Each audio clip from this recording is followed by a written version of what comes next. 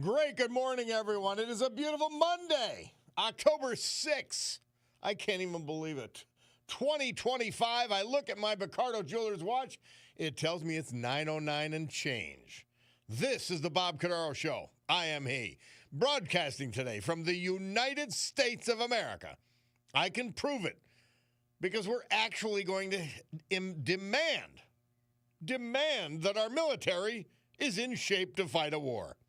It's also the place where the brave, like the veterans we salute today, thanks to our man John Basiliga and his great family of companies, including Eastern Roofing Systems, like John Balliet, New Angola, James Vinciguerra, Scranton, Guy Musto, Scranton, Patrick Skip Race, Carbondale, Bill Schultz, West Hanover Township, and Bud Martz, Mifflinville. The United States of America, founded with a certain knowledge and understanding by our incredible, irreplaceable, amazing founding fathers, that the government is not, shall not be, cannot be our parent, our guide, our salvation, our direction. Not any of these things, but is nothing more than a necessary evil we require to organize and protect society. That's all government is supposed to be. The United States of America, the country where, for the first time in human history, freedom was declared to be an unalienable right granted to each individual by God. It was not something that could be parceled out to groups.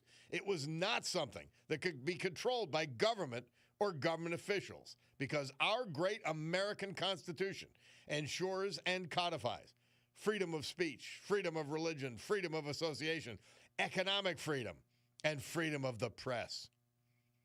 Now, armed with these freedoms, and only because they had them, a ragtag bunch of immigrants, rejects, and their progeny created the richest, most powerful, most culturally diverse and accepting nation ever to grace our planet Earth. America, the only place specifically invented and designed so that every American can live their life in the manner they choose, unlimited by their background, upbringing, race, color, or creed, unhindered by the government or those who would use government to control others for their own comfort, benefit, or power. This Bob Cordaro Show, well, it'll always be convincingly conservative, lovingly logical, proudly and passionately patriotic, and reliably right. And yes, the double entendre. We intend it. And so we gavel to order this meeting of the Club for Common Sense and let you know that we're excited to start another week. I had a great weekend. Man, it was fabulous. The weather, the whole package, huh? Friday night, Cutie and I went up to Villa Maria. There was a rally for Gene Barrett, who's running for mayor of Scranton, our candidate. And I always mention there's a Trish Bynum, the Republican candidate, is also really solid. But very well attended. And you know, I looked and it was all the right people, like people that could get out and work and do things and signs and organize and so forth. So it was a great gang over there Friday night. And then I had gotten a note from my friend Marco Marcinko that he was playing a little jazz deal down for First Friday down at Catch 21. And Cutie and I went there. And on the way, we were walking by. I tell you, the First Friday, you got to give a lot of credit to Scranton Tomorrow. I think is that what they still call themselves? But, man, they just do a great job. Just the thought of it, the invention of it. Like town, there was all kinds of things happening. We walked by this outdoor play. Really great. And then, of course, Marco and his trio were just fabulous. And the food at Catch 21 was outstanding. Great gang there as well. And then I had to go. I have to go. I just love it so much. We went over to Atera 519, and it was great. And then they had a Taylor Swift thing downstairs. Very, very I mean, jam-packed at Sergei's. So that was a great, great night. And then Saturday, or as Cutie says, Sari, my brother Ron had his 33rd annual golf tournament to benefit St. Joseph's in the name of his son, my godson, Anthony Cordaro, who we lost, but who received incredible care at St. Joseph's Center. And this is the 33rd year. It's over $500,000 raised at this point up at the Marjan. And we had just a great time. It was fabulous. The weather was perfect. They've this great pavilion and bar, and fabulous. And then yesterday, we're going with the Palucci gang, and we were looking for somewhere to go. And we go with the Spadolfs, too. We meet them. We go up to, it was interesting. I've never been to Lake Sheridan before. And we went up to Lake Sheridan. And they have I don't know if it's Lake Sheridan Bar and Grill. Saw a lot of great people up there. In fact, had some fun conversations. And had never seen Lake Sheridan. It's a cute little lake. I guess north of Clark Summit or whatever. Yeah, geographic, you lose it because you're on these roads and you're following the your either your phone or your car's directions, and we lose concept of where we're headed. But yeah, that Lake Span or Lake. What did I say? I don't even remember the lake now. And then we went over to Crystal Lake. Went to Oliveri's Crystal Lake Lounge, or Crystal Lake Hotel, rather. And it was fabulous. Absolutely. Oh, the weather was perfect. Really, really outstanding. Got to see my old friend Frankie Oliveri. I'm telling you, it was the food. Everything about it was fantastic. Some great friends there at the same time that just happened to be there as well. Oh, it was just outstanding. And I don't like to be out on a Sunday night, but we were there sort of early enough that we got home 9:30 or so. But everything was just amazing. I'm telling you, I'm going to be thinking about the meatballs appetizer. I'm going to be thinking about it for weeks. I really will be. Maybe longer than weeks. We'll see. But a great weekend. I hope you had a good one and a safe one and all that. I mean, the football, okay. By the way, I was saying, I don't, until Penn State puts the Paterno statue back up, I don't care if they lose every game. I really don't. And I hate to say that because I love the Penn State fans. I love the Penn State alumnus. But the Penn State, the people who run the school, they've been woke and disgraceful for decades now. And you guys that love Penn State, get rid of these bums that run Penn State. And get the Paterno statue back up just to show that we're not going to play baby games anymore. And we're going to be grateful to the people who got us where we are. I mean, Joe Paterno is such an integral part of the Penn State story. Anyway, and then the Eagles, I was disappointed. We didn't get to see the second half of the game, but I figured it was well in hand. It was 17-3. I'm shocked they blew it. But c'est la vie. It's a football game. If I have a bad show, they're not upset, so I can get over that. And they've got another game next week, as they say. My friend Paul tells me, he says, he can't believe I've never been to Lake Sheridan at my age. Well, Debbie, just because you're old doesn't mean that you've been everywhere.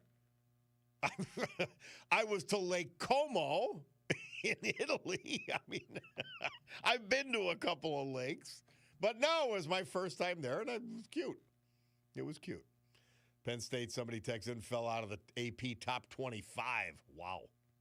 By the way, Cabinet Guy says, First Friday, wasn't that Pothole Page's idea? No, it was not. Decidedly not. Somebody says, so I go to the sports section of the Sunday Times to read all about Penn State's debacle, and there wasn't one story in the paper on the game. You're kidding me. I've never seen that before. Usually there are pages and pages about the game. Do they want me to wait till Tuesday to read about it? The Times is dead. It is. It's a disaster. It's a complete disaster. Listen, when somebody like Chris Kelly is your columnist, you know you suck. That's just what it is. Somebody said with the sun setting, reflecting off the lake, perfect Saturday afternoon, beautiful weather at a beautiful time of year, and a beautiful Sunday. Oh, this is Cinderblock. He was at Lake Harmony on Saturday. Nice. Beautiful place right on the water. Nick's Lake House. Is that a bar or is that somebody's friend of yours? Somebody else, I agree with you about PSU. Put the Paterno statue back. Amen. Hey, so we've got John Perillo, Monday Musings. We've got Chet Parlavecchio. He's going to give us the football wrap-up. We'll see how he deconstructs both the Penn State loss and the Eagles loss, and much more, of course. So we'll do all of that. And we got Jake at the helm here. The Bulldog a little under the weather. So Jake's with us, and he's running the show, and he'll do the weather. We're going to have a good one today. We'll take a break and be back. It's the Bob Cordaro Show.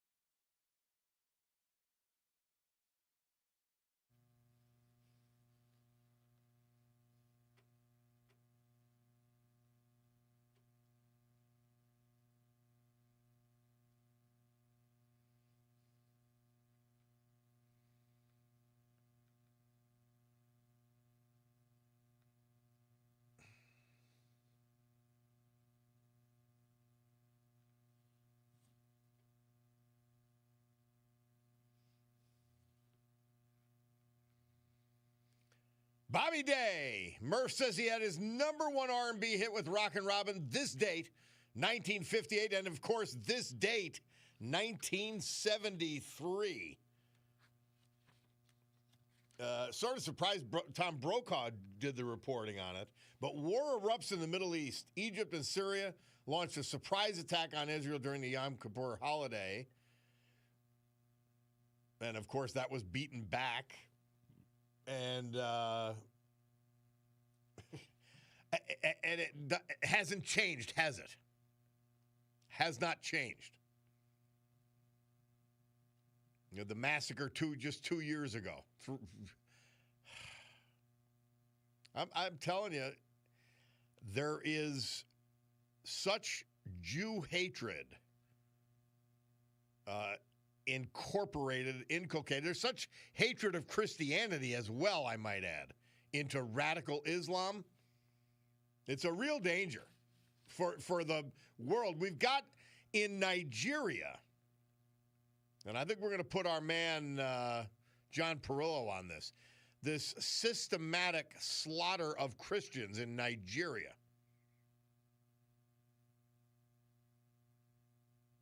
There are evil forces in the world, and as they often do, using religion as their cover. Terrible. Angelo from Madisonville, he had a great weekend at his lake.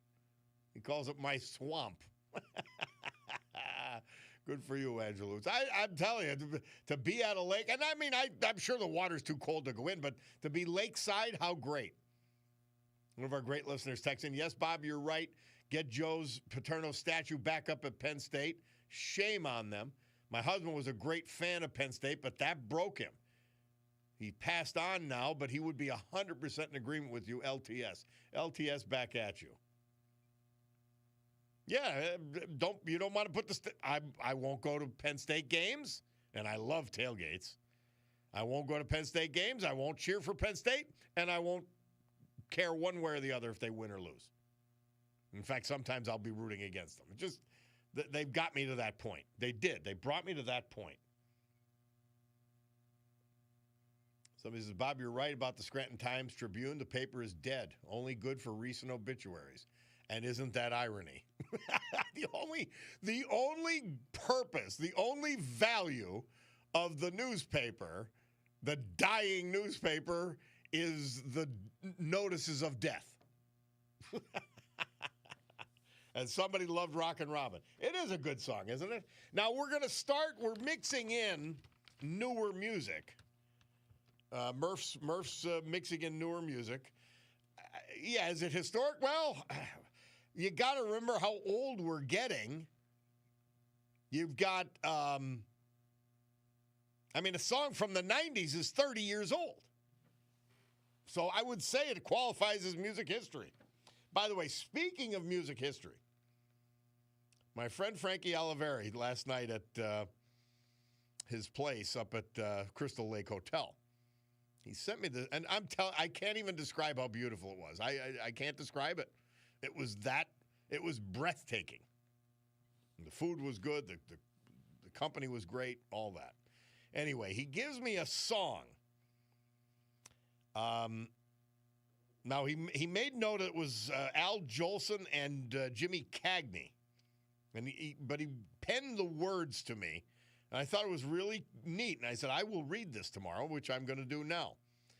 It says, if you don't like the way that we do things today in the good old USA, if there's more liberty over the seas, you don't have to stay. If you don't give a hoot for the flag we salute, if you can't sing our nation's song, if you can't be true to the red, white, and blue, then go back where you belong. Oh, I love that.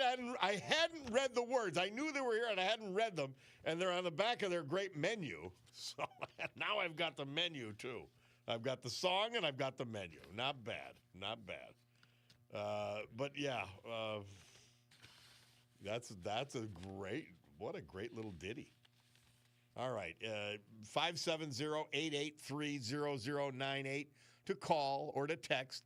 We'll hear from our great sponsors. We're going to come back, do our Veterans Tribute for the hour, and then Jake will have the weather, and then we've got a lot to talk about as this war on ice and war on reason by the Democrat Party continues. We'll be back.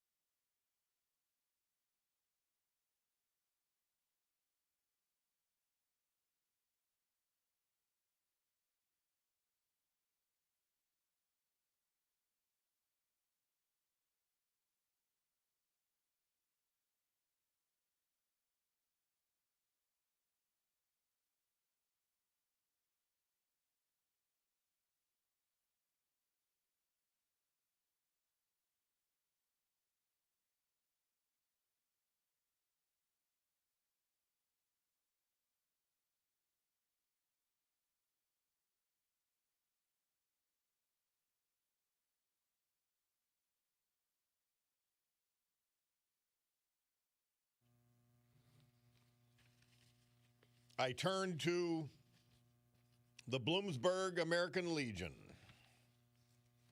And outside of that great property, there's a series of stones, and one of them says, "What is a veteran?" I'm going to add a little bit to it, but it says a veteran, whether active duty, discharged, retired, or reserve, wartime or peacetime, is someone who at one point in his or her life wrote a blank check made payable to the United States of America and its people for an amount of up to and including his or her life. That is honor.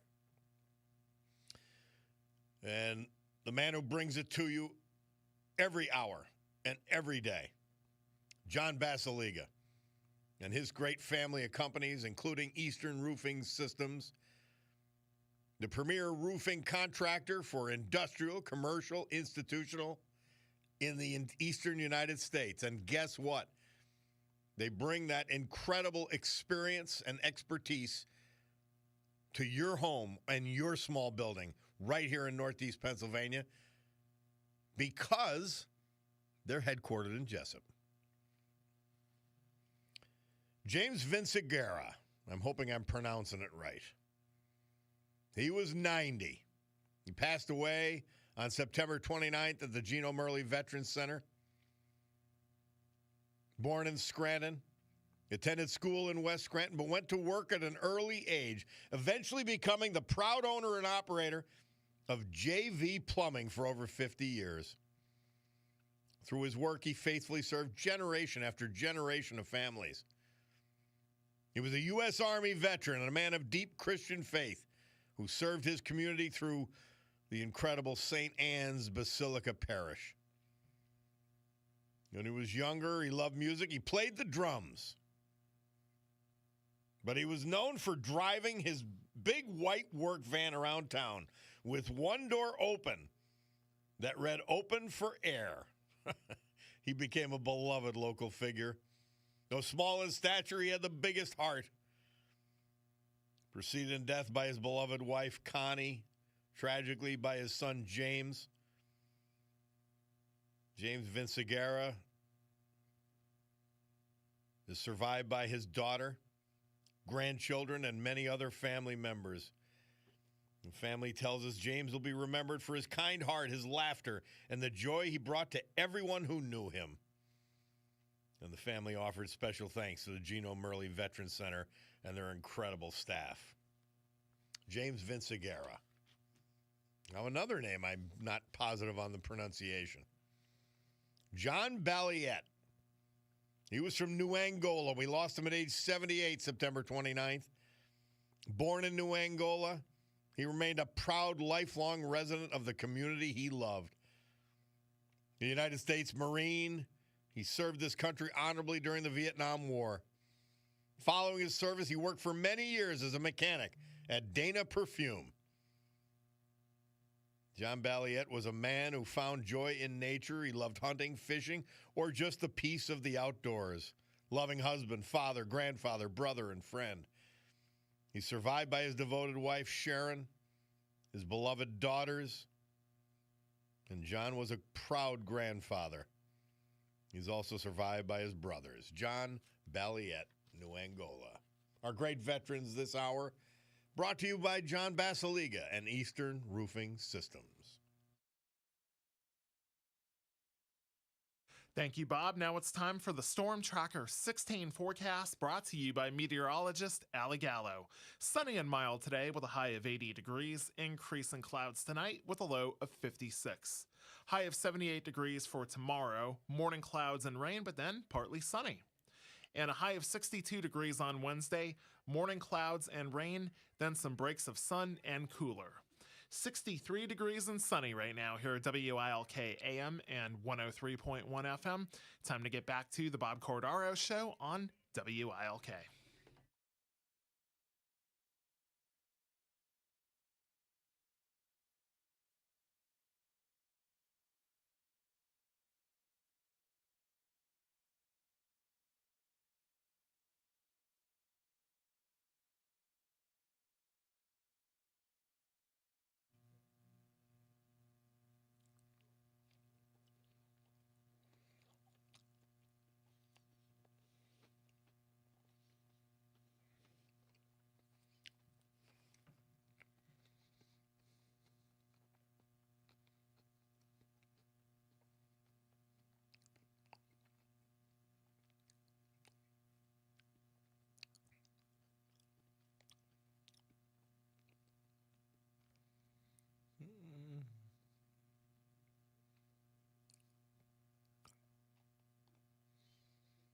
Yep.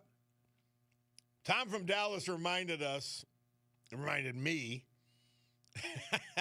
I owed Jimmy Buffett the Come Monday song because I forgot his name last week in a brain spasm of some sort when I was interviewing Jimmy Boy, or Tommy Boy, regarding Yacht Rock. And I said, you're the successor to, what's his name? And I don't know if I called them Carrot Heads or... So, Tom, thank you. And by the way, Tom's great. He's an integral part of the show, frankly. And he understood. If I forgot Jimmy Buffett's name when I was trying to talk about him, I was certainly going to forget to play the song today. So he dutifully reminded me. And it was, thank you very much. And that's a great song for Monday. I'm going to have to start playing that on a Monday. I got to keep that in mind. It's a neat song. So I'm looking at today's Democrat Party. And I don't understand it. I mean, they're against enforcing the law. I'm not understanding. Where are you coming from? There's illegal aliens in this country that you let in to the tune of about 20 million. Now, prior to that, the estimates were as high as 30 million prior to the Biden sickness. So you've got a big percentage of the population is illegal. Are you going to tell me that that's healthy for a culture and a country? If you think it is, you're insane. Now, legal immigration is the lifeblood and has always been the lifeblood of the American experiment. So let us not let these fools and idiots on the left try to separate it, or that we care. I could care less if they're contributing members of this country. I could care less what religion. I could care less what color. I don't care about that. And that is the vast majority of American people. And I want people who are here illegally, especially those with criminal records, to be booted. And that's what ICE does. And these people are planning the murder of ICE agents. We've got a sick left wing, and we've got a sick leadership in the Democrat Party. J.B. Pritzker, calling the Democrat leadership, Hakeem Jeffries and all the rest, calling them the bar at Star Wars, the bar in the movie Star Wars, it's a disgrace to the bar in Star Wars. What a bunch of freaks and fools. It's insane. It doesn't matter if there's this crazy transgender agenda. No matter what it is, they're wrong about everything. They have no familiarity with fact, truth, and reality. None. It's insane. That doesn't take the issue. The government shutdown. The same people carrying on, by the way, the same people who voted for the Biden budget, which would continue under the continuing resolution, hence the name, that 3 Democrats in the Senate and 1 in the House voted for. And then you negotiate whatever looniness you want. And they want things like Obamacare subsidies, and Obamacare is a utter, complete failure. Please make no mistake about that. When you look at your health insurance, the premiums that you're now paying or your employer is paying, which is costing you, you look at the deductibles, it's all a result of Obamacare, of the government being involved. And there were millions of illegals receiving health care. Now, here's the big lie by the Democrats. If you say, oh, well, millions of illegal aliens receiving Medicare. They say, well, it's not true. Well, first of all, it is true that millions were. But what they conveniently forget to say and conveniently ignore is all the people that the Biden administration allowed in against the law who claimed they were asylum seekers. So now they are not illegal aliens according to their standards. And so they say, oh, this doesn't cover illegal aliens. I had said 17%. There were claims that as up to 17% of Medicaid and Medicare dollars spent in the state of Pennsylvania by our horrible Governor Shapiro were going to illegals. Well, that's how they dodge it. Oh, no, they're not illegals. They're here for asylum. They're on asylum. They're not illegals. And that's how they separate these kind of things. This is how they lie to you every day. It's unbelievable.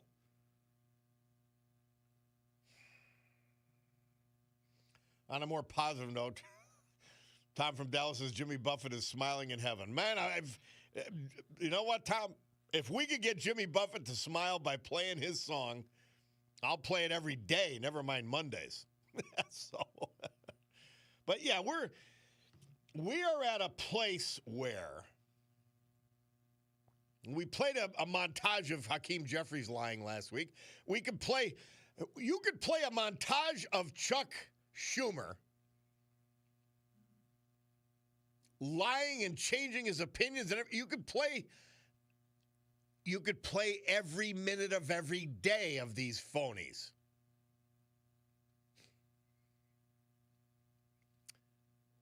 And Tom from Dallas said, Bob, can you imagine if these ICE protesters were right-wing protesters and protesting at an abortion clinic or trans surgery for children or something the same way as these sick people are? You wouldn't be able to get away from the story. They would have it all on left-wing news. They would be talking insurrection, racism, neo-Nazism, the end of democracy. You're right, Tom. That's why we have some media that has some common sense. I hope, including this show. But it's unbelievable. They're wrong about everything. Not some things, everything. And they immediately jump up and give this opinion. Now, I'm hoping that the people of Virginia, even though there's tons of government employees there who are all woke left-wing lunatics, I'm hoping Winsome Sears, Army veteran, Black American, lieutenant governor, successful lieutenant governor, is elected governor. And they've got an attorney general candidate.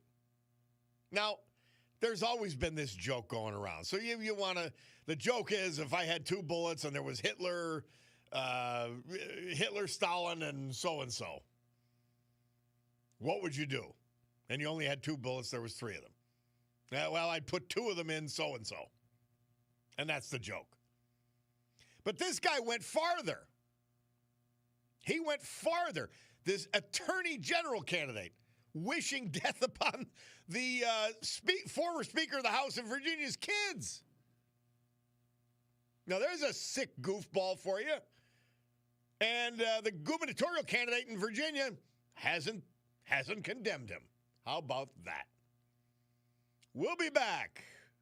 Bloomberg Money Minute.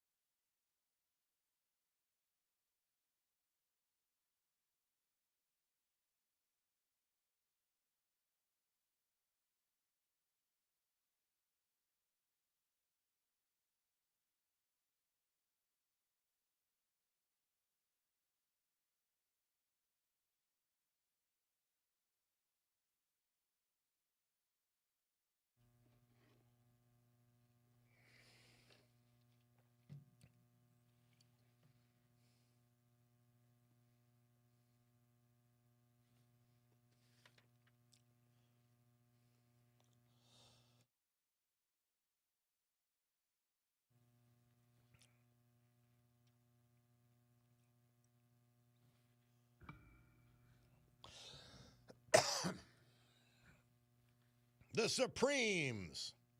They released their hit, I Hear a Symphony, Murph tells us. This date, 1968. Bob Cordaro back with you. There's an interesting text. I'm not going to get to talk about it now because I want to get to the phone. But Doug says, I'm a Democrat, and I've never had a ticket or never been arrested, 62 years old. But I listen to you, and I feel hated. I don't get it, why all the hate speech. You deserve a response.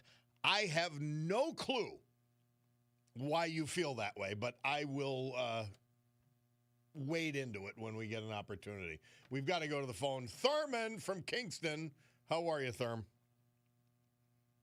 Are you there, my friend? Hello. Thurman. I could have pressed the wrong button, but yeah, Jake, well, I'm going to put him on hold, see if he can get him back.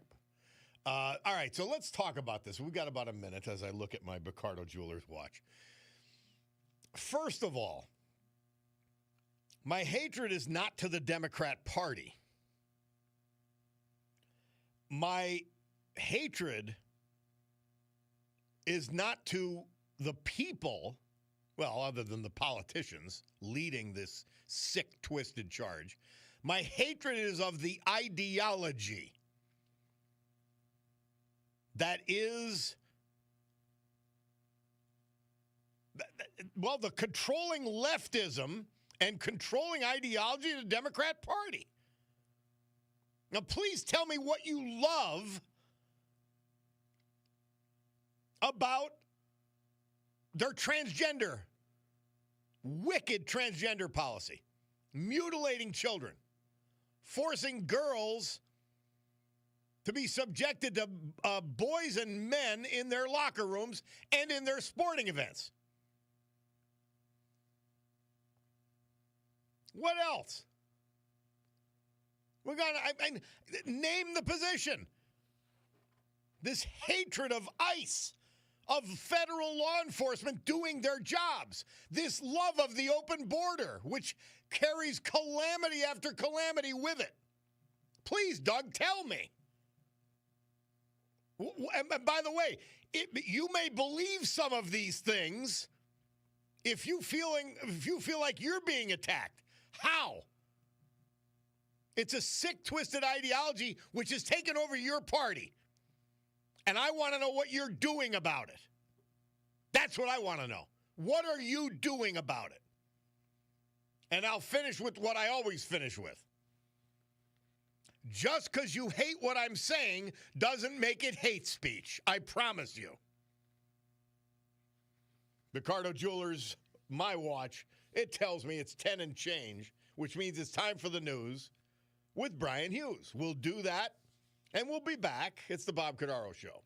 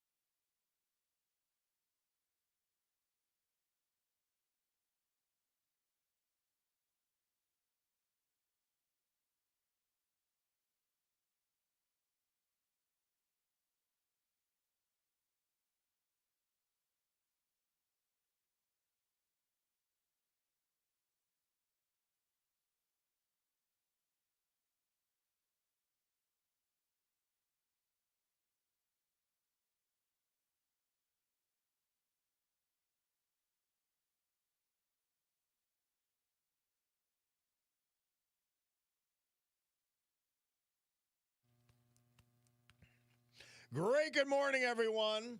My Cordaro Jewelers watch tells me it's 10:08 and change here in the great Northeast this beautiful Monday, October 6th, 2025. This is the Bob Cordaro Show.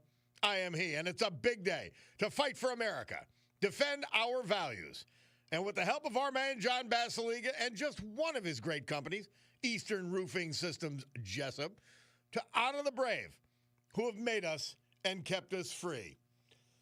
People like John Balliet, New Angola, James Vinciguerra, West Scranton, Patrick Skip Race, Carbondale, Guy Musto, Scranton,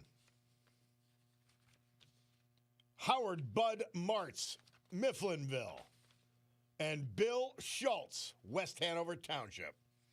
So with history, our great founding fathers, and the incomparable Constitution of the United States of America as our guides, let us continue the battle. Gaveling back to order this meeting of the Club for Common Sense, promising you that because we approach every issue through the lens of common sense, and only that lens, that we will provide a sanctuary of sanity for all of you for the balance of the morning. That's our job. You can bathe in it, you can luxuriate in it, but either way, enjoy it. And by the way, getting back to that point with Doug, who was concerned about the vitriol that's in my conversations regarding sickness, by the way, evil, by the way, which deserves it. I support all kinds of Democrats. It has nothing to do with a person's political registration. It has to do if they want to destroy this country. And then you are my political enemy. Period. And that's pretty simple. And by the way, when I'm decrying today's Democrat Party, so is one of the most left-wing Democrats in the Senate, John Fetterman. So is one of the biggest liberal voices in this country, Bill Maher. So I'm in good company with Democrats, and I'm telling the rest of you, normal Democrats, the vast majority of you, throw these bums out.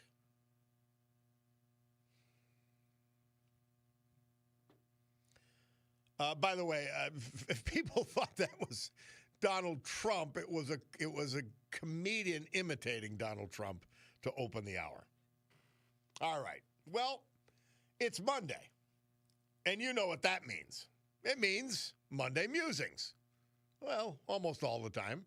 And it means John Perillo.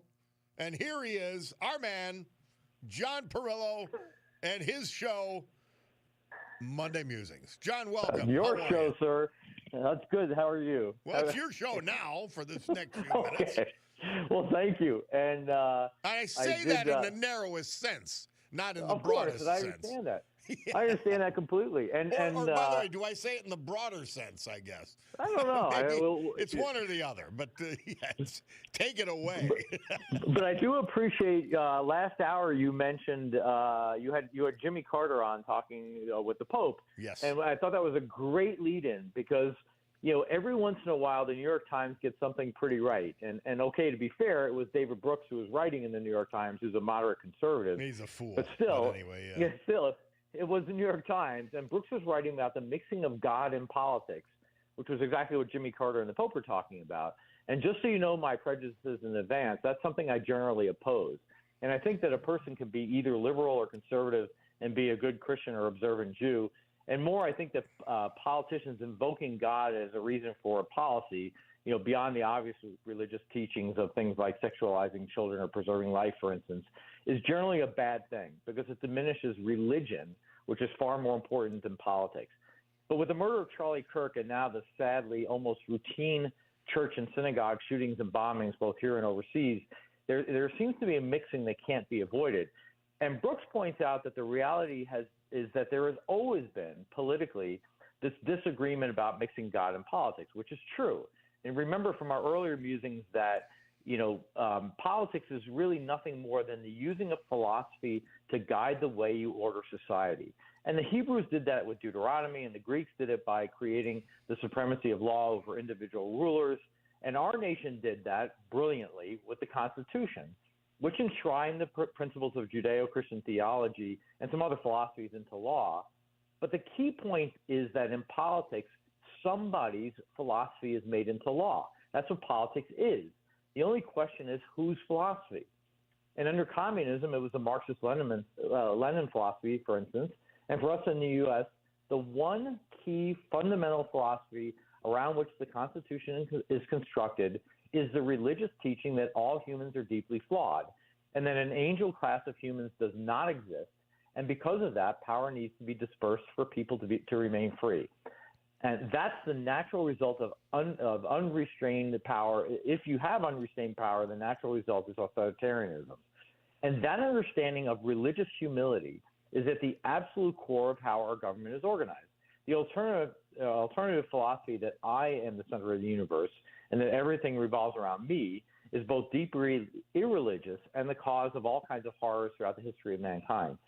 And Brooks points out that there are many well-meaning people who are justifiably nervous about mixing God and politics because the fact is, because we are flawed, someone will use religion as an excuse for this or that or the other oppression. And we know that because of history as well. So if you remember my piece on why Jews have a tendency to vote Democrat, that's kind of the primary reason. But that belief is actually contrary to our history. The founders absolutely believed that our republic would only survive if the citizens could keep their passions in check. And the Constitution assumes a shared moral order provided by religion, in particular the Judeo-Christian tradition. The Ten Commandments and Moses are carved into the Supreme Court building's exterior and are visible in several places on the inside. They're enshrined in the Hall of Congress. There's literally monuments to the Ten Commandments in the Hall of Congress, and you're practically standing on the Ten Commandments when you view the Constitution in the National Archives building. The attempted removal of religion from society is a very recent thing, and in itself, that removal is ahistoric. Because to quote John Adams, our Constitution was made only for a moral and religious people. It is wholly inadequate to the government of any other. And Brooks quotes the French writer Alexis de Tocqueville, who was writing about his observations from his travels in our country. And he says, quote, "For the Americans, the idea of Christianity and liberty are so completely mingled that it is almost impossible to get them to conceive of one without the other," end quote. And yeah, our very rights exist because they are endowed by our Creator. Our rights don't come from governments, right? And again, think of that in contrast to things like communism or Marxism or other forms of government that you see throughout the world. And I think we can see that in evidence again and again. When a Martin Luther King or a Bishop Fulton Sheen or Joe Lieberman, for that matter, spoke, they did so by referencing the very same Creator that our founders were talking about. But once you tear down religion, there is no absolute moral order. There's only the individual. And look, I have this ongoing disagreement with my children who think somehow that if Western civilization were to fall, that there would still be a moral world. And to be fair, if Western civilization were to collapse and they were put in charge, I actually think things would be okay. We'd waste some more money on useless green initiatives. Discrimination might persist a little bit longer. But in general, I think the world would be okay.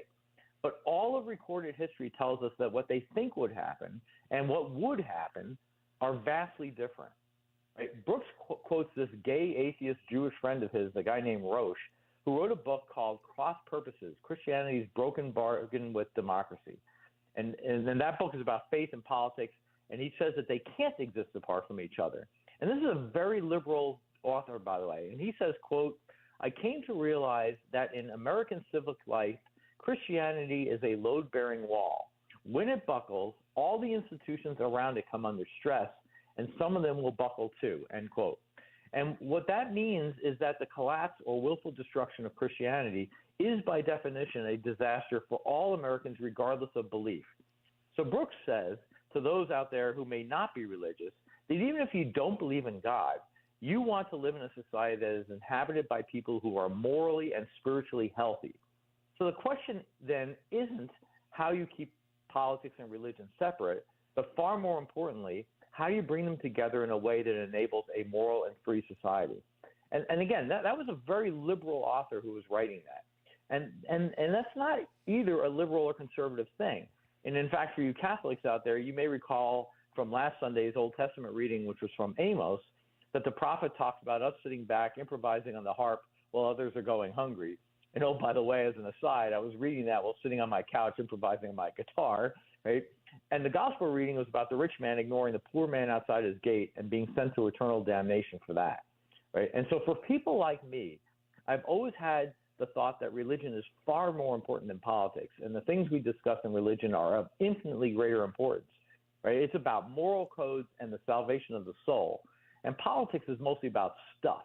You know, how do we disagree? What do we spend money on? It's puny compared to religion. And how we spend money over time might change for very good and legitimate reasons, while the capital T truths of religion that they address are timeless. They never change. And Brooks uses the analogy of spheres that intersect. So while we exist in the sphere of family and our spheres of work and our country, the one sphere that encompasses them all is God. And Bishop Robert Barron, by the way, who I routinely steal from to use on this show, you know, he says something is, you know, he can say something that's very conservative on the one hand, in particular about the sanctity of life, for instance, and then in the very next sentence talk about social teaching, which is pretty liberal. So while I believe very much in God, I find myself far less certain about some of the other things that I believe in. And all of this brings us back to Charlie Kirk, and in particular his memorial. And too much of the commentary that's been around that was trying to grab the late Mr. Kirk for this or that worldly purpose, and not nearly enough about sitting back and seeing that young man trying to do his best to be a religious person in a secular world. And Mr. Brooks quotes Mr. Kirk, who said, quote, "I want to talk about spiritual things, and in order to do that, I have to enter the political arena," end quote. And our society cannot continue to exist without religion and morality. We'll descend into chaos, just like the history of mankind tells us again and again and again and again. Right? And I admit that I don't know how to properly talk about politics and spiritual things together, but we have seen what an irreligious world looks like.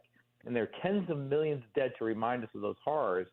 And we're beginning to see more and more that today, as people make politics their religion and feel that they can shoot and burn and destroy and kill because they know what's right and wrong, and they are the ultimate judge. And if there is no God, then who is to tell them that they're wrong? Right? And I think about that in terms of the segment that Bob just went over and what's going on in the world today, and you'll start to see what I'm talking about. But if you want to understand what a properly ordered society looks like, you should listen to Charlie Kirk's widow, because she got it, and she put it on display for all the rest of us to see. And I just as we're looking at the news, as you're hearing some of the horrible things that are going on out there, you know, we have to keep going back to this root cause, which is the intersection of religious and politics, and the understanding that, again, politics is nothing more than the putting in place of somebody's philosophy. And the only question is, whose philosophy are you going to follow? And just something to think about maybe this week when you have a little bit of spare time. And John, just two quick notes. First of all, there is an evil core to the left-wing philosophy that currently governs our Democrat Party here in the United States. That's frightening.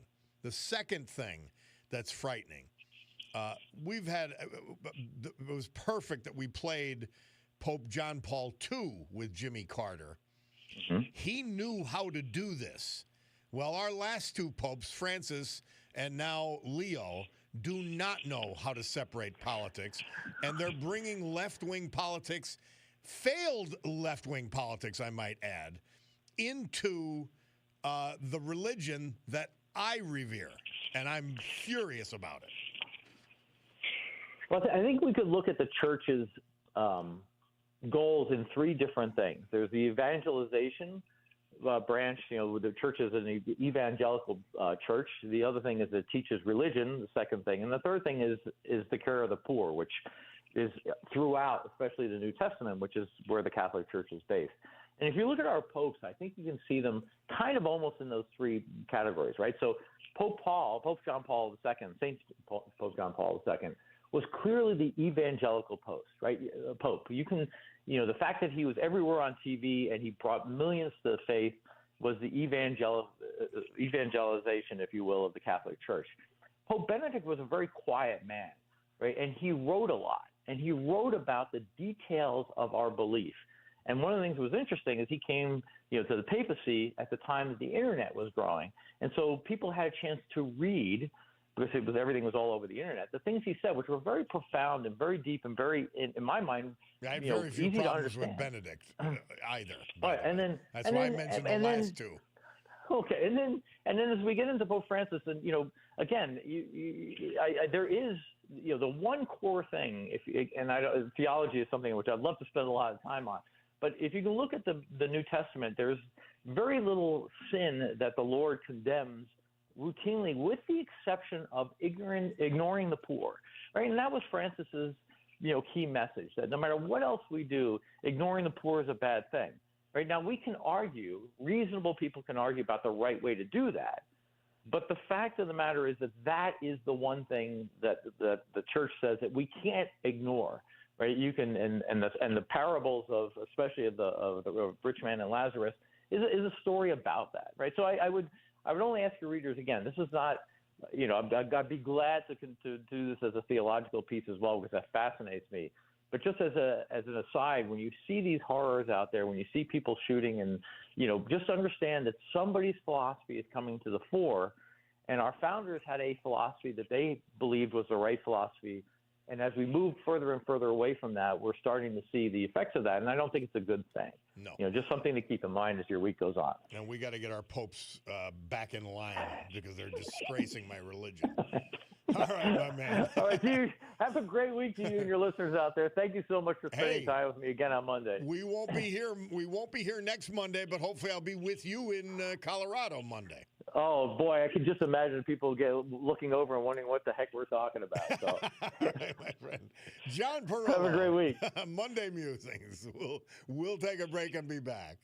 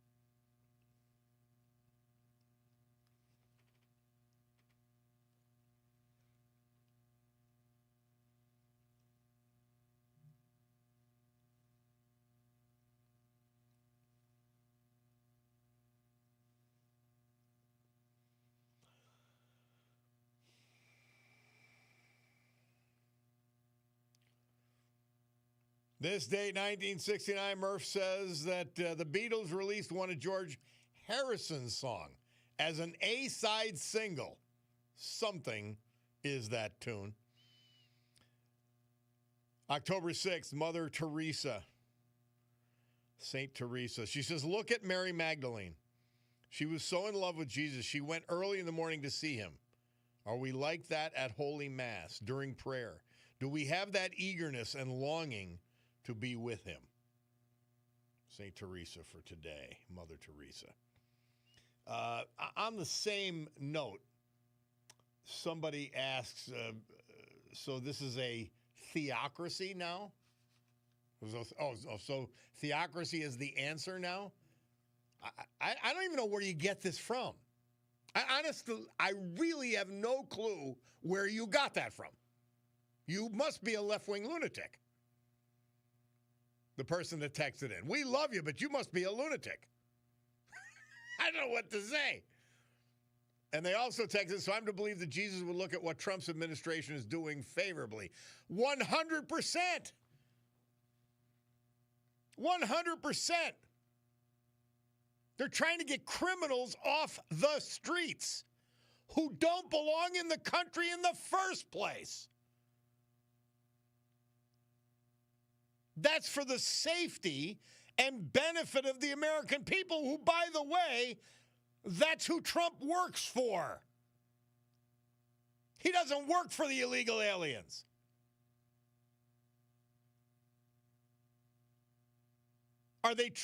Are criminals that they're dealing with treated humanely? Well, by a left-wing lunatic, the two of them were just killed last week.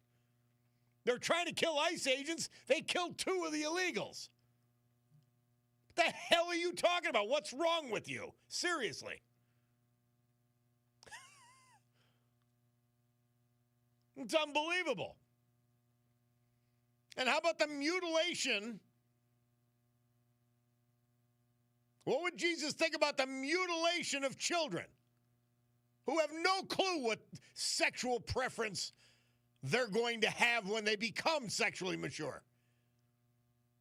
How about that? How about punishing young girls and older girls, teenagers, college age, by having men compete against them and be in their locker rooms?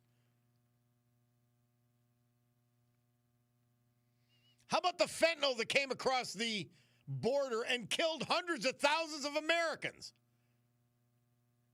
because of a sick, twisted open border policy of the Democrat Party and the Biden administration, which Trump is trying to rectify with ICE? How about letting the people of Chicago and Washington, D.C. and Memphis and other cities get killed, bullied, and maimed by criminals because they don't want Donald Trump to help? I go through the whole litany. The hell are you talking about? What is the matter with you? Really?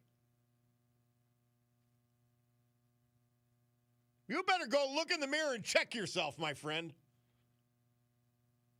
You're supporting sickness. You're criticizing the effort to correct it. It's unbelievable. Yeah, people should be victims to criminals, illegals, and Americans. Yeah, they should all be victims. So what? Why would we do anything to reduce that? It's sick. The Democrat Party is defending sickness and evil. They are. Please tell me where I'm wrong. Take an issue. Tell me where I'm wrong. I don't think Jesus would like the lying of people like J.B. Pritzker that ICE is after brown people. That's a sickening lie. He's a disgrace. He's a disgraceful human being, period. Gavin Newsom. I could go through the list. These are sickening people.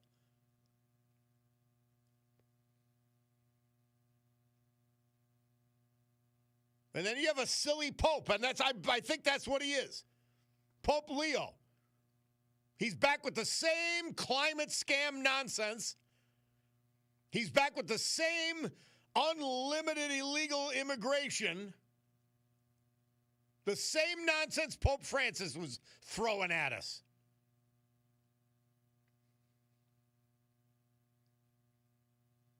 Unbelievable. And what came with it, by the way? About 300,000 children thrown into slave labor and sex trafficking? Yeah, please. Spare me the lies. Spare me the lies. That's disgusting. Today's Democrat Party policies is disgusting. And by the way, we want health care for... We don't have the money. We're bankrupting an entire nation, destroying a nation, the leading light in the world economy that supports billions of people. And their ability to survive, never mind get ahead, the American economy. And they want to destroy it by spending more government money than we have by, not much, just $38 trillion. Unbelievable. No, I don't want a theocracy. I want a common sense approach to every issue, which is what the Trump administration is doing. I don't want a sick, twisted, lie-filled approach, which is what the Democrat Party is doing. Exclusive of some. It's that simple. Hey, we're way over. But the rant was deserved from silliness, even from a member of our own dysfunctional family. We'll take a break. Bob Cordaro, WILK. We'll be back with the Veterans Tribute and all of that.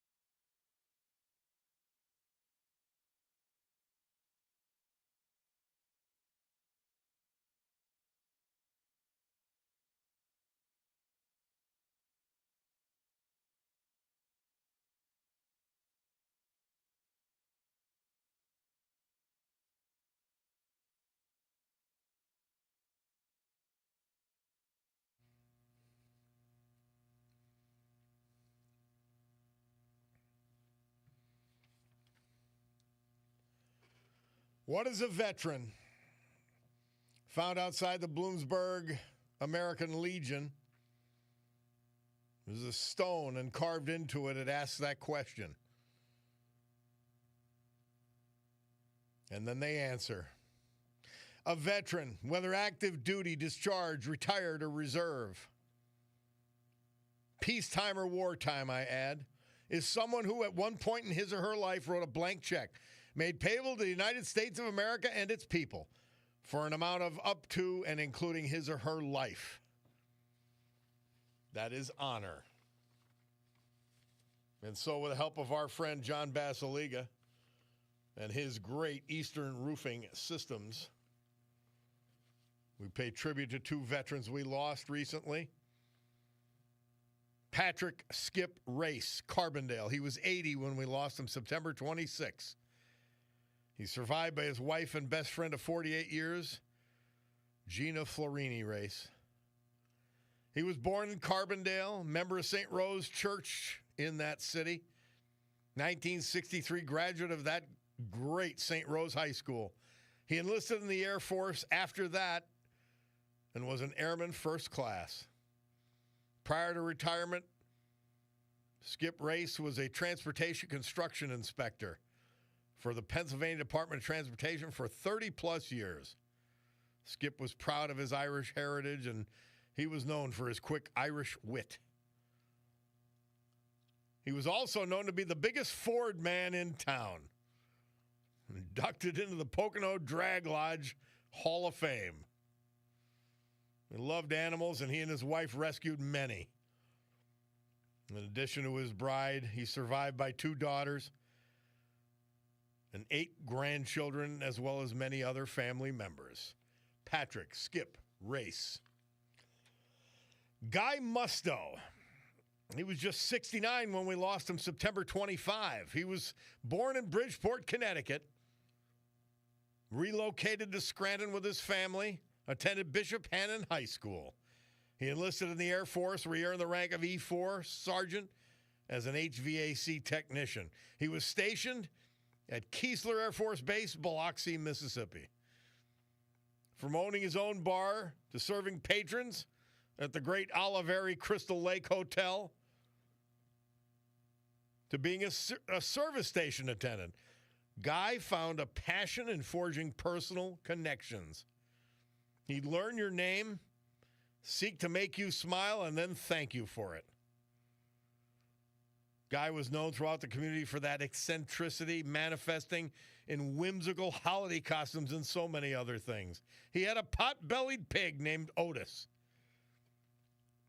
He survived by his daughter, his 2 grandsons, 2 granddaughters, and a great-grandson, as well as other family members. Guy Musto.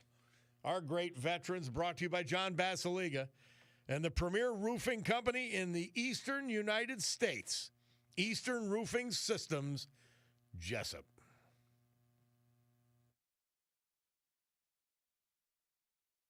Thank you, Bob. Now it's time for the Storm Tracker 16 forecast, brought to you by meteorologist Ali Gallo. For today, sunny and mild with a high of 80 degrees, increase in clouds tonight with a low of 56. Morning clouds and rain tomorrow, but then partly sunny with a high of 78 degrees.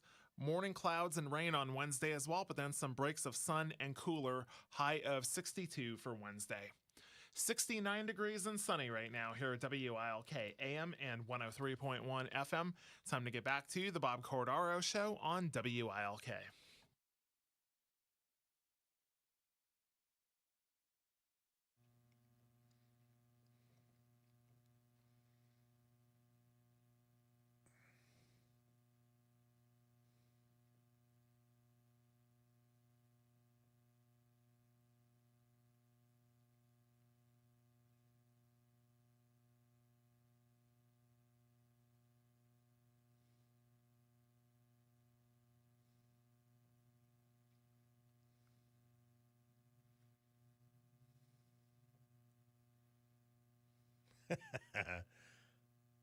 There's real hippie music. 3 Dog Night. Murph says they released their hit. Eli's coming this date, 19 and 69. Let's go right to the blower.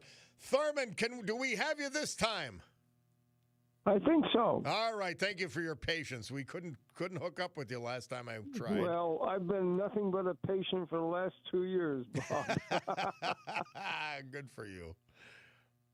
Still alive, fighting the decrepit healthcare system in this area. Well, in some ways it may be, but I don't know. I don't agree with you on that point. No, it's I've worked for 5 of the top 8 hospital systems in the Northeast, and I tell everybody I talk to, if you got anything beyond a hangnail, get out of this county. Go to Lehigh. Well, my experience has been the opposite, but I can appreciate You've been what you're very saying. lucky then. Very lucky and blessed. Yeah, those things are true. Earlier in your program, you were on one of your common riffs about illegal aliens, and a couple times referred to the number that there are. And having had clients in California and spent time there, that is a different country. And it's interesting to note that the number of illegals in California has dropped by 10 million people. Now, did they all die? Did they all leave the country? No. They went to Walmart, and outside the store was a Monday through Friday, 9 to 5, is a registration table where you can automatically become a U.S. citizen just by filling out a piece of paper, and they give you ID cards making you a citizen. People don't know that because how many people from this area have been to California? I lived there back in the 80s when it was normal. I lived in L.A. Yeah, it's far different now. It's sad. It is sad. Have you ever met their current newest senator? No, Alex I haven't. Padilla? No, Okay. I've seen his act. Well, I don't want to meet him. Alex was a normal guy, even though he was a Democrat, and some people might call a disadvantage of his heritage, but he was once a good guy. And we used to compare notes comparing California and Pennsylvania a number of times. And then he got to be senator, and the devil hit him in the brain. Well, he had to kowtow to the left to get the appointment. Yeah. Yeah. But we used to share numbers comparing all kinds of published stats between our 2 states. And he really enlightened me when he was still sane that it's very, very easy and painless to become a citizen if you're an illegal in California. And with it comes all kinds of other benefits. And you keep the illegal benefits, and you gain the U.S. citizen benefits. But the number, what really struck me the hardest was he said that the California population, as reported, is 10 million too low. Yeah. So there's not 40 million people there. He says it's a little over 50 million. And the vast majority aren't recognized for one obvious reason. And so that's why if people get confused by the population numbers or the citizenry numbers, it's because every year the number of non-citizens who become citizens but on paper only is far greater than the actual physical increase in the illegal population that comes into California. It's crazy stuff, Thurman. And I'm telling you, the other part is they're importing people because the Americans who live there are fleeing left-wing lunatic jurisdictions, and they want to keep their seats in Congress, U.S. Congress, even though they're losing them by a little. They'd be losing them in droves otherwise. It's part of their scam. It's part of their scam. Hey, we got to go, my man, but thank you. And I appreciate your patience, Thurman. Thank you. Well, I'm probably the most professional patient in this county if you ask the healthcare people. All right. Well, and I'm happy you carried that over to this program. Appreciate it. We've got to take a break. Bob Cordaro, WILK. We will return.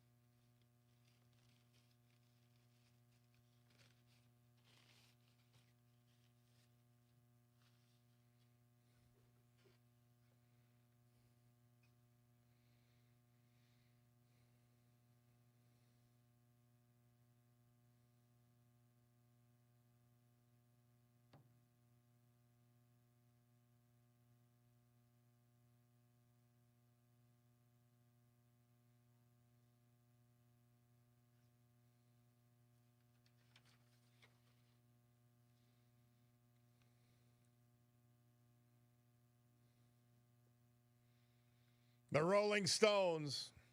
Murph says they had their 30th career hit and 15th top 10 hit when their single Angie reached number 8. And, of course, Bob Dole debating with Bill Clinton in his run for re-election back in 1996, this date. Bob Cordaro back with you. Well, I look at the clock, and it tells me it's time for the news. My Picardo Jewelers watch says, Bob, it's 11. You got to go. Well, we're going to do that. We're going to come back with Chet Parlavecchio. Then we got a bunch of calls I want to get to, and people are patiently hanging in there. We'll do all of that after the news with Brian Hughes. It's the Bob Cordaro Show.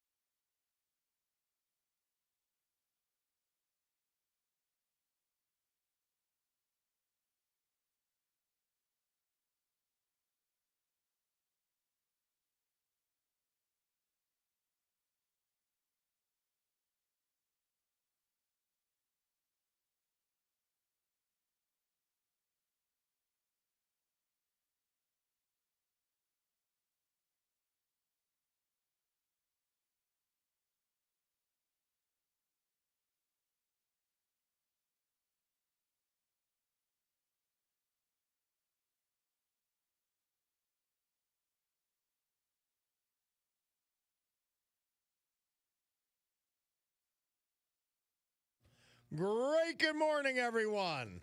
My Picardo Jewelers watch tells me it's 11:07 and change here in the great Northeast. This beautiful Monday, October 6, 2025. This is the Bob Cordaro Show. I am he. And it's a big day to fight for America, defend our values. And with the help of our man John Basiliga and just one of his great companies, Eastern Roofing Systems, to honor the brave who have made us and kept us free. People like the veterans we salute today, thanks to John. We lost them, but celebrate them. Guy Musto, Scranton, Patrick Skip Race, Carbondale, John Balliet, New Angola, James Vinciguerra, West Scranton, William Bill Schultz, West Hanover Township, and Howard Bud Martz, Mifflinville. So with history, our great founding fathers, and the incomparable Constitution of the United States of America as our guides, let us continue today's battle. Gaveling back to order this meeting of the Club for Common Sense. Somebody texts in, Bob, the reason I'm a loyal listener like so many others is that you promote common sense, all American values that the vast majority of Americans grew up with. God, patriotism, family values, and the rejection of the open border, woke transgender ideology that wants to change and weaken our country's identity for the worst. Yep. It's never ending. That's why that's that song from Lee Von Helm. The battle is over, but the war goes on. These people aren't going away. They're sick. They're dangerous. Their leadership is evil. But we will not bow to that. Hey, it's Monday. It's 11:09. That's what my Picardo Jeweler watch says. And more importantly, it's this former Dancing with the Stars, NFL star, Penn State football star, Hall of Fame coach in Jersey, professional coach, all in football, our man, Chet Parlavecchio. Chet, how are you, my man? What's up, Bobby? How's it going this week? Well, we had a rough weekend, didn't we? Oh, boy. This was I'm sitting here saying, how are we going to do this one? This is a doozy. I mean, what do you say? Obviously, we do our football update every week, and this is obviously the highlight game in the sense that this was probably the worst defeat I can remember in current history Penn State ever going through. And I think everything now, it's easy to jump on a guy and it's easy to do all that. And I'm not a fan of a lot of the things that they do. But this is a time for perception. As you're evaluating where Penn State is at right now after losing to UCLA, what is the perception of the game? Well, the fact of my perception is simply this. You went against a team that literally has an interim head coach, an interim offensive coordinator, two young kids. As a matter of fact, the head coach, Skipper, I worked with his father when I was with the Titans. Jim Skipper was a great man, and his son is a great kid. I remember when he was young. So you have these two rookie kids coming in there, and they devise a game plan that makes us look silly. That's an area of concern, perception being we got out-coached. Then you look at little things like, again, things that mean something to me. You're losing the game, you're 2 or 3 scores down, you score to get back in the game, and we have an athlete that throws the ball into the stands. 15-yard penalty, they now get the ball at midfield. Or at the end of the game, when we didn't even consider the fact that they're going to take a safety so we don't pressure the punter, and those valuable seconds are allowed to drip off the clock. These are things that concern me. My favorite one being the inability to spy the quarterback. There's many ways, Bobby, you spy a quarterback. Mm-hmm. You can do it with a magic call where you drop the nose into the low hole, which is essentially the lower part of the middle of the field. You can do it with a linebacker. You could do it with a zone blitz scheme. There's many ways. Now, you listen to the postgame, well, the guy we like to do that, what was hurt? You're Penn State. You're playing a team that lost to Northwestern the week before. They're 0-5. They just fired their coach. Are you kidding me? We got one guy that can do that? That's a tough sell. again, perception. That's a tough sell for me. And then the last one being, we had to go across the country and we had some injuries. Your Penn State, your seconds and thirds should be better than their first. Mm-hmm. And they just came with enthusiasm. They said, we have nothing to lose with the onside kick. They came to play hard. The quarterback had his day in the sun. And the truth of the matter is, we seemed once again not ready to play. And now it cost you. Because you know something, Bobby? With the current makeup of the playoff schedule and given the lack of toughness in the schedule, other than Ohio State and Indiana, there's nothing left. I don't know if we could make it back to the playoffs. Yeah, You're out of the top 25. I really, same thing with Notre Dame. That's the argument with Notre Dame. You play this easy schedule. Well, if you make one mistake, you're going to find yourself out of the playoff race. So that's something short of beating Ohio State in Ohio State. I don't know how we get back in the playoff hunt. So it's like I said, there's a lot to think about. There's many, many interesting narratives that go along with this game. But let's be honest. The truth of the matter is, it's unforgivable. Yeah. That's one you cannot lose. You just can't go out there, Bobby, and lose that football game to that football game. Do you sense, Chet Parlavecchio, that Franklin's job is under threat? Well, hey, listen, I've been fired. I mean, heck, when we're with Tennessee, we get fired. That's part of the business. Yeah. I will say this. When you add the fact of the record against established football teams, which we know is a disaster, but now you're losing to teams that you never should lose to, there has to be accountability. I mean, I don't know how much do you get away with. You know what I mean?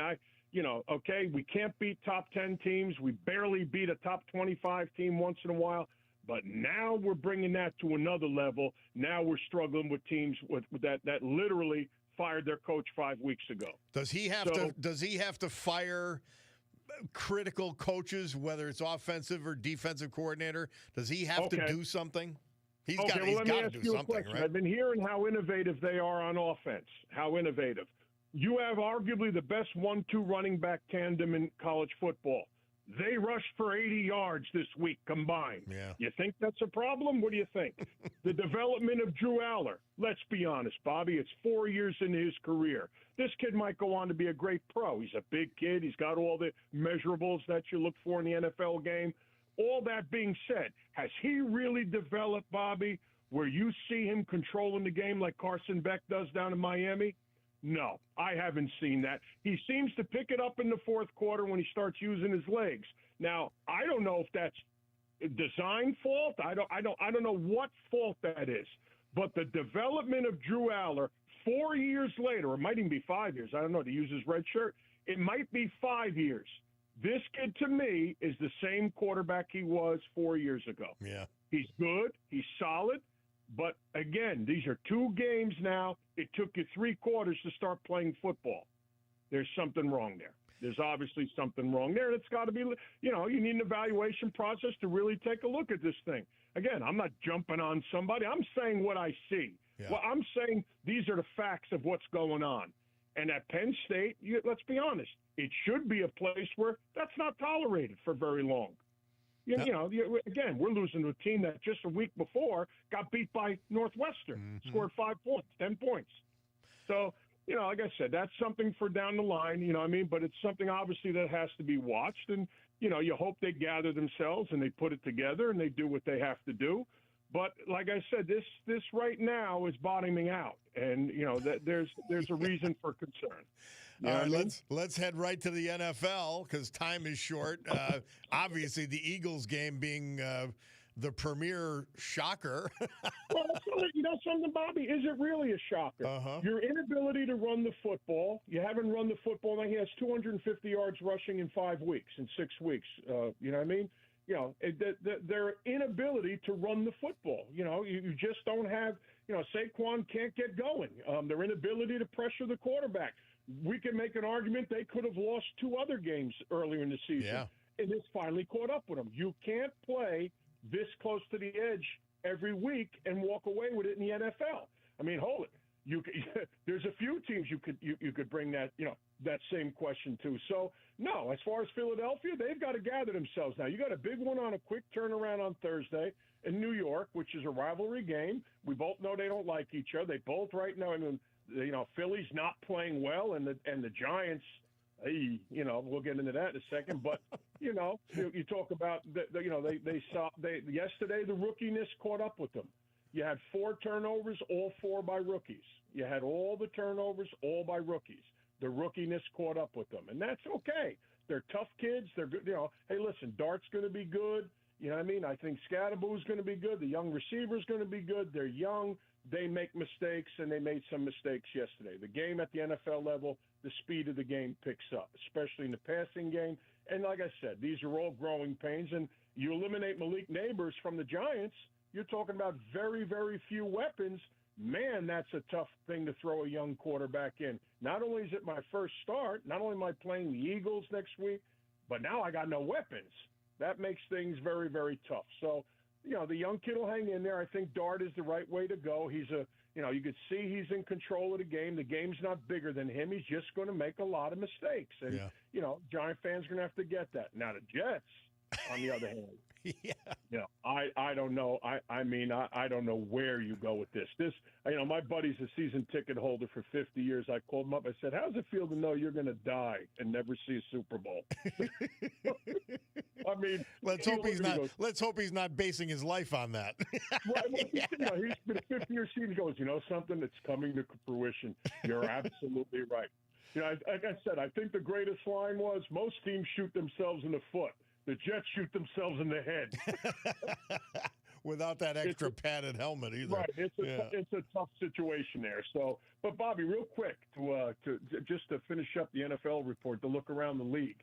I mean, how about Buffalo yesterday? But buying it, very similar to what Philadelphia's done. Buffalo hasn't played real crisp as of late. And New England, he's doing a great job, Vrabel, in New England. You look at certain jobs, and you got to give a shout-out to the 49ers. All those injuries, he finds a way to go to the Rams and beat them. You got to love Baker Mayfield. You talk about a winner, a guy that all he's guilty of is being tough as nails and winning. Those guys will run through fire for him. Great win in Seattle. And you got to wonder about the Baltimore Ravens. What's going on there? 1-4. Nobody saw this coming. You don't want to fall out of it too early. So that's really, and the last 2 things, Sam Darnold and my boy in Indianapolis, Daniel Jones. New York must be dying 3 times over with the performance of those 2 guys. The way I know. And that's the wrap-up, my friend. Hey, but wait, my friend John Perillo, who does the 10:05 with the different topics, he's pointing out, as a Navy man, Navy's 5-0 in college. Have you noted that? That was a great game with Air Force. That was a great game, too. Something, Bobby, you love those guys because for some reason, you look at the 3 academies, they just play because they love to play. And those games mean more to those guys at Army, Navy, and Air Force. They mean so much to those kids. It's great to see the passion that those teams come out to play and try to win that trophy. What's it called? The Commander's Trophy, where they win that. That is an awesome thing in college football. That's, to me, what makes college football great, is the passion, the legitimacy of it. No one's doing it for money. Most of these guys will never play again, and it's their last moment to share, the great win with their teammates. That's awesome. Amen. Well, Chester, thank you, my friend. It'll all start or continue to build, both college and football, as we go forth. We're off next Monday, so because I'm going to be out of town, but we'll get you back 2 weeks from today, and there'll be a lot of analysis you'll have to make at that point. Yeah, but hey, there might be a lot of people that are out of work at that point. You never know. There may be some sea changes. You're right. Right. It's a tough business. You know what I mean? Hey, this might be all over the place, guys out of work. Hey, listen, real quick, before you go, I want to give a shout-out to my son and the New Providence Pioneers. They're 6-0, Bobby. They're number 1 in their division, and they won their league championship. So I want to give the Pioneers at New Providence, New Jersey, New Providence. He's a future Jersey Hall of Famer like Dad. Let me tell you something. He's good. He's better than me. You know why? They like him. Nobody likes me. He's likable. Well, this generation, they have to. yeah, and Bobby, You ain't kidding. Yeah. You know what I mean? Yeah, it's a different time. Yeah, it's a different time. We'll get into that one day. I didn't like one football coach I had. Right. No, like I used to say, in my day, what was discipline is now harassment, and that's how I knew it was time to go. You know what I mean? You know, You're right. It's a different time. All right. Time. Our All man, right, Chet Parlavecchio. Thank you, Later, Chet. Love it. Take care, pal. We'll talk to him in a couple of weeks. Always enjoyable. Chet Parlavecchio. We'll be back. It's the Bob Cordaro Show.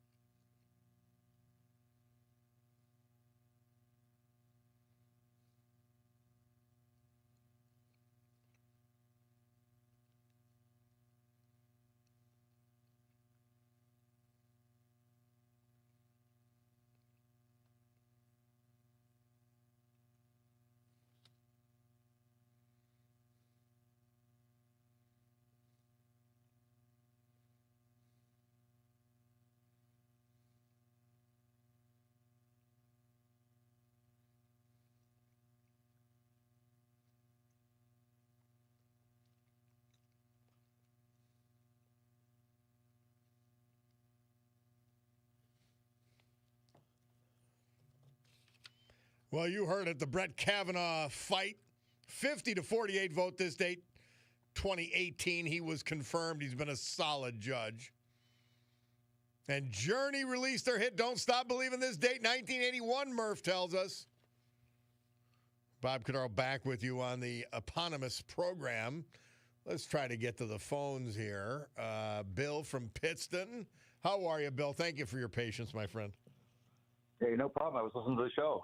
Yeah, you can listen on hold. Yeah, that's right. Yeah, I just wanted to say this country is going to collapse without the moral compass of religion. And I want to back up your guest host comment. He's very good. I like listening to him. I think he's spot on. Now, two things, if you can compare. Blue sky versus X. Blue sky and the moral compass, and even the polls right now with the Z generation. 50% say violence is okay to use. Yeah. Completely not even close to what Christians teach and believe and any basic religion. Blue sky advocates the assassination of the transgender people are checking J.K. Rowling. She's next. Trump, Elon. And it just goes to show how bankrupt this country would be without religion. So, and then my other point is about the Pope and his hypocritical stance on immigration. I understand theologically he's calling the immigrants not illegal aliens, but we have to deal with these people that are murdering and raping children and causing havoc. And you know what, Bill, my issue with it is that now under a second successive Pope, they're talking for mass migration, which has caused incredible cultural, criminal, and poverty problems, caused them. Instead of simply saying, take care of people where they are, and not even offering that as an alternative, just offering illegality. It's crazy. It's so disappointing, I can't even describe it. Well, England's gone. You have to reproduce so many people to sustain your people. And the Muslims are reproducing at eight children a family as opposed to like 1.7 in the England. And even John Cleese is going, England's not England anymore. And yep. that's part of the plan. But the thing is with the Pope, I get, but let's look at St. Francis. St. Francis was a rich guy. We all know the story. He gave up everything he had, even his clothing, because he was so sincere about his faith. It's called a theology of the cross. He really believed it. He not only talked the talk, he walked the walk. This Pope talks the talk, doesn't walk the walk. If he was serious, then, I said this before, then let the church survive on what it can attain week by week. Sell, get rid of the money, get rid of the lands, and let the Pope invite all the immigrants that are overrunning Europe into the Vatican and room with him for a while. Mm-hmm. If he's sincere. St. Francis put his money where his mouth is. This current Pope, I had hoped and prayed, but I could see the handwriting on the wall, and I'm not impressed. Disappointing, I know. I can't disagree with you. Bill, thank you, my friend. Always a pleasure. We have to hear from our sponsors, and we love them, so that's why we want to hear from them as well. We're going to come back with a Veterans Tribute. Jake will have the weather, and then more phone calls as we roll on. It's the Bob Cordaro Show.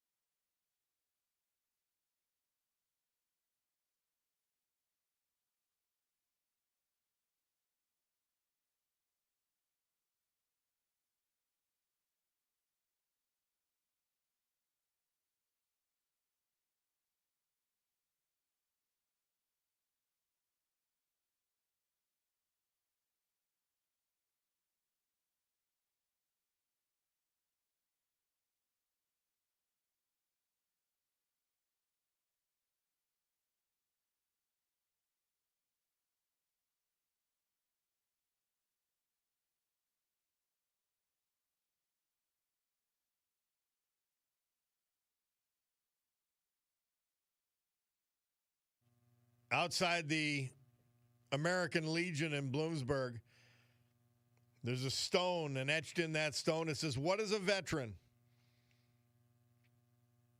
I'll add a little bit to it, but it says a veteran, whether active duty, discharged, retired, reserve, wartime, or peacetime,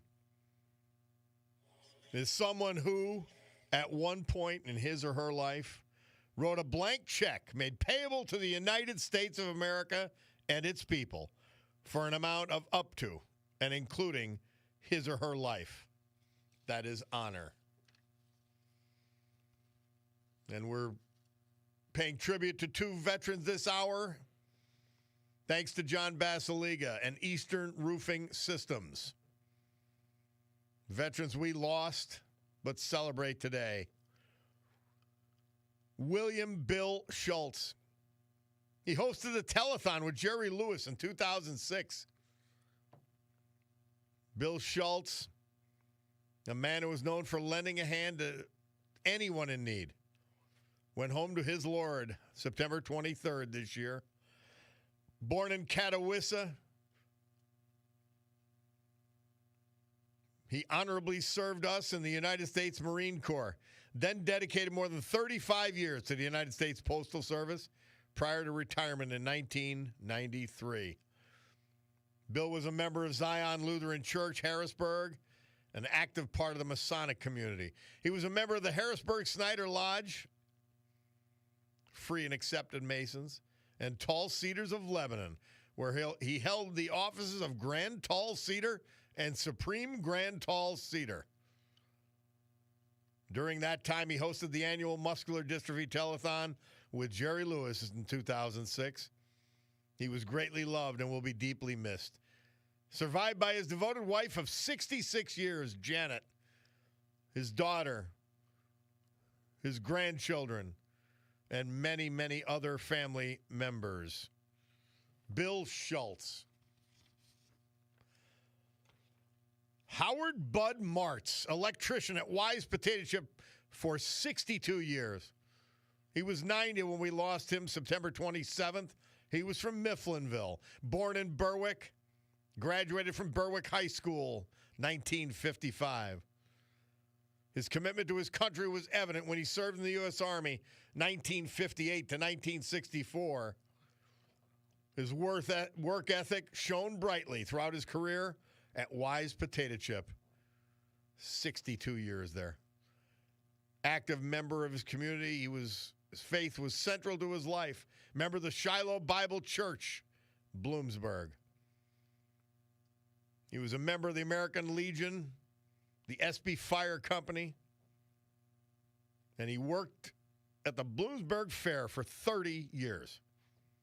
He enjoyed the outdoors, hunter, history war buff.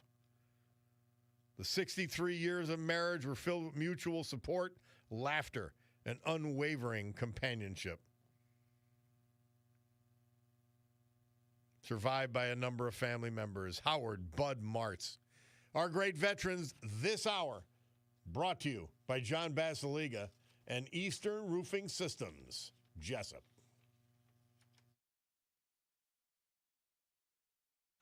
Thank you, Bob. Now it's time for the Storm Tracker 16 forecast, brought to you by meteorologist Ali Gallo. For today, sunny and mild with a high of 80 degrees, increase in clouds tonight, and a low of 56.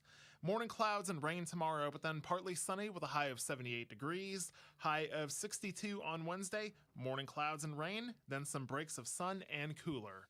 72 degrees and sunny right now here at WILK AM and 103.1 FM. Time to get back to the Bob Cordaro Show on WILK.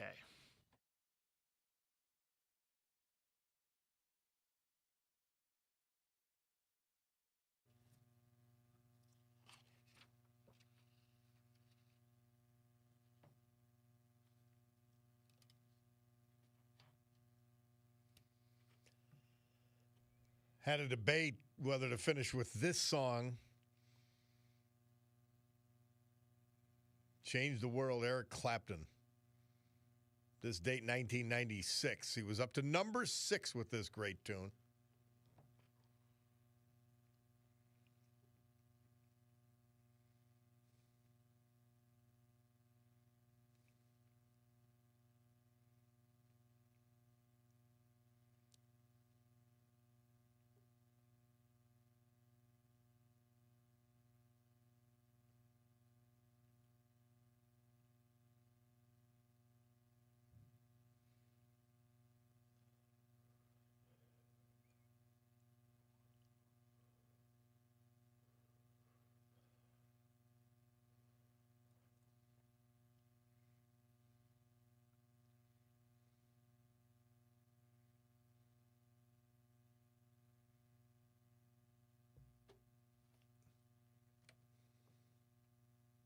Great song and a great dream. Let's go to Luciano on deportations. Luciano, how are you, my friend? Ciao, brother. Let me say this. I could care less what people think about me. You know why? Because my mother and father are still alive. The good Lord has given them 90-plus years, and they're still alive. I don't care what kind of yelling and screaming and criticism I get from. I was listening to Spanish Noticia in Espanol, call it Telemundo, Univision. And let me just say this. The Mexican government, Claudia, she's kicking out all the Haitians. People out there, unplug your ears, because you'll get this from very few Latinos will expose this information, especially the liberal media, alphabet media. Mexico is deporting all the Haitians from Mexico, Venezolanos, Colombianos, people from Central America. They're now living in the streets. They now have shipped out over 18,000, what probably is our accumulation of, compared to us, is about 2 million. And the liberal media is not exposing how hardcore, which I love. I love Mexico, what they're doing. Claudia, the president of Mexico, she's kicking them out. She said, in order to enter Mexico from now on, you got to have a passport. I repeat, in order to enter Mexico from any country, even Spanish countries, they're deporting people from Peru, Ecuador, Venezuela. They don't care if you're Latino. Well, they care what is for the remarkable, Mexicanos, and I love that, Mexicans. Luciano, what's remarkable, and I played a clip of this a while ago, Rush Limbaugh going through Mexico's immigration policies. And everybody points like, Mexico. Their policies are draconian compared to our policies under Donald Trump. It's an amazing thing, and I'm happy you point that out. I have to give applause, and I thank the good Lord every day that Donald Trump picked four strong politicians to protect him and govern him, because he's infallible. Miller, Tom Holden, that lady spokesperson, that Catholic lady, she's sweet, and another person. Those four anchors are absolutely a blessing to Donald Trump. You know which one I mean? The Miller? Yep. Stephen Tom Miller, Holden, and that lady, that attractive lady, the Catholic woman. You know who I'm spokesperson. You mean you lost me at Catholic woman. But yeah, she's Catholic. I know, but I wouldn't. I wouldn't know. You know, anyway, funny. Anyway, yeah. I know what you get, but she's easy on the eyes. And let me just say this. One last comment. I give you credit, and I don't give you credit to boost your ego, brother. But I tell you, you speak about topics, especially immigration. Why do these white people are so condescending, so patronizing, so gentle, so soft, and say, Luciano, they're your people. You're Latino. Why are you so harsh on them? And I say to them, because the harsher, the most gentlest people, and they're kind. I love these white women. These white senior citizen women are so gentle and kind, and the young ones, Bob, you know they're getting paid, brother. You know they're getting paid $200, $200 to $400 for those vicious marches and attacking ICE. But yeah, me and you know what time it is when it comes to the insanity of the liberal agenda. Amen, Luciano. All right. Thank you, Have my a good friend. day. Always a Yeah, pleasure. We got to hear from our sponsors. Let's do that, and then we'll come back. It's the Bob Cordaro Show, 570-883-0098. We got some calls I got to get to.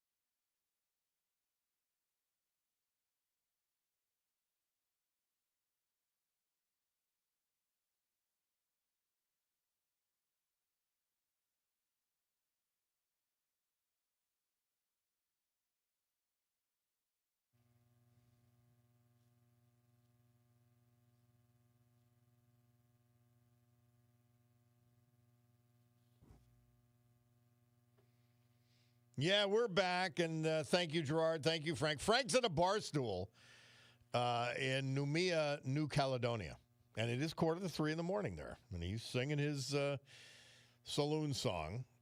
And thank you, Frank, for all of that. And, of course, thank you to our man, Gerard Mayer. We love him. Yeah, let's see if we can sneak in Judy Zabel from the Eagle Forum. Judy, how are you?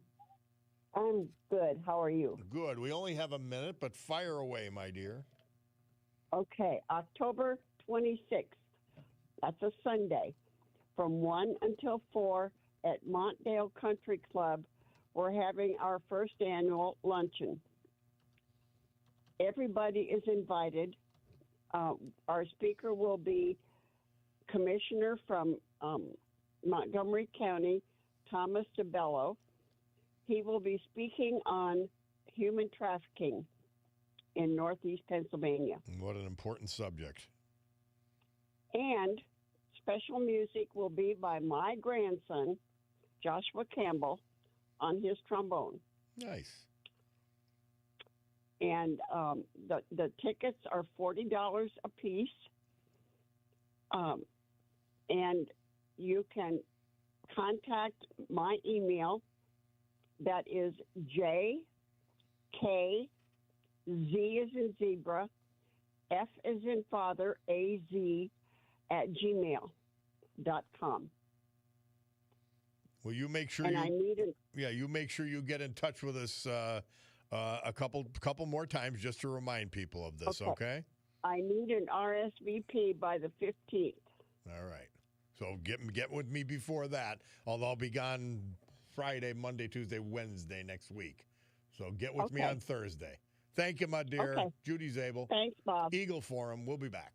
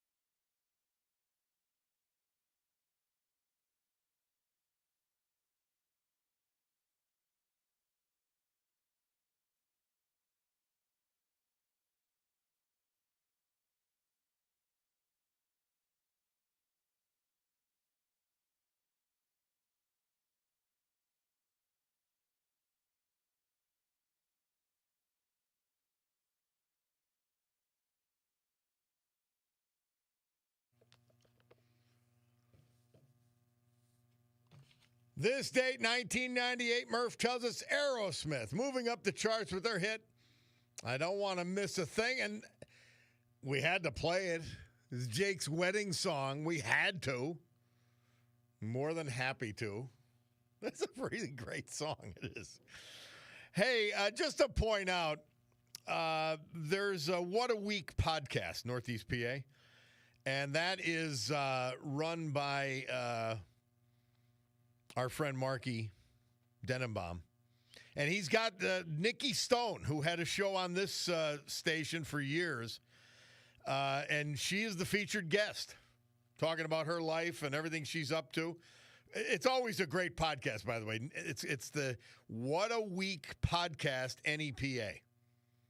What a Week podcast NEPA. Marky Denham. Always deep, always probing, always fascinating. Absolutely love it. So Nikki Stone adds even more luster to all of that. Yeah, guys, as we get close to the end of the program, one of our great listeners texted in, Bob, the person who texted you and said you preach hate every day is 100% wrong. I know. I mean, if you can't call out the truth, if you can't call out fact, if you can't tell people this is what reality tells us and what reality is, there's no point. And I really don't understand. Remember, there's these people, there's always the kids who will build the train set. And then there's the kids who take great joy in destroying it and wrecking the train. That's who the left is. That's who today's Democrat Party leadership is. They want to wreck the train. It's no different than young kids and older people. Some are builders. Some create. Some leave something behind. Others are destroyers. That's all they know. And they will literally kill to get in a position to destroy. And that's this country. We've got to defend against them. And they own the Democrat Party right now. Scary. Never seen it before. By the way, we're going to finish the program with Blood, Sweat, and Tears. This date, 1969, they released their hit, And When I Die. And I love the song. Cabinet guy says, Miss Nikki. Somebody else, Bob, I miss Nikki Stone radio show. Chuck from Carbondale. So she's still alive and kicking. You go to What a Week podcast, NEPA. And I'd suggest you do it every week. It's really good stuff. It's one of the few that I will regularly watch. So, in any event, we want to thank the families of the great veterans we honor today, men we lost this year, but celebrated today thanks to John Basiliga and just a great company, Eastern Roofing Systems. And they are Guy Musto, Scranton, Patrick Skip Race, Carbondale, John Balliet, New Angola, James Vinciguerra, passed away at the Gino Murley Center. He was a West Sider. Howard Bud Martz, Mifflinville. And finally, Bill Schultz, West Hanover Township. Our great veterans. Man, the reason I do the show, it really is. I just love that part of it. Politics drives me nuts, frankly. Doesn't it drive you nuts that people are so insane? Look at the mayor of Chicago calling for ice-free zones in his city. So what are you saying? You're saying that illegal aliens can be here and ICE can't come in, or they won't be supported by police? And attacks on ICE agents can occur in these zones? These people are sick. They're insane. Please don't give them credit for anything. And don't give them credit for good intentions either, by the way. These are the same people who don't care about the citizens. This clown along with Pritzker, they don't care what happens to the citizens of Chicago. And don't let here's this ass Pritzker talking about protecting the citizens because the ICE is after brown people, as black people are being shot 30 and 40 a weekend in Chicago, and he won't lift a fat finger to do anything about it. What a disgrace. Yeah, there's truth, guys. By the way, Cabinet Guy says he used the same song for his wedding, Jake. And he says he got married on the same day as you. How about that? Serendipity. All right, guys. My Picardo Jewelers watch. Well, it's not a Raymond Weil. It's not a Breitling. It's not an Oris. It's not a Longines. It's not a Michelle. It's not a Shinola. It's not a Luminox. It's not a Swiss Army watch. It's not a Seiko watch. It's not a Tory Burch watch. It's not a Victorinox watch. It's not a Bulova watch. It's a Picardo's watch. And it tells me it's 12 o'clock and change, which means it's time for Sue Henry to shuffle on in here. Rob O'Donnell after that. God willing, I'll be with you tomorrow morning, guys.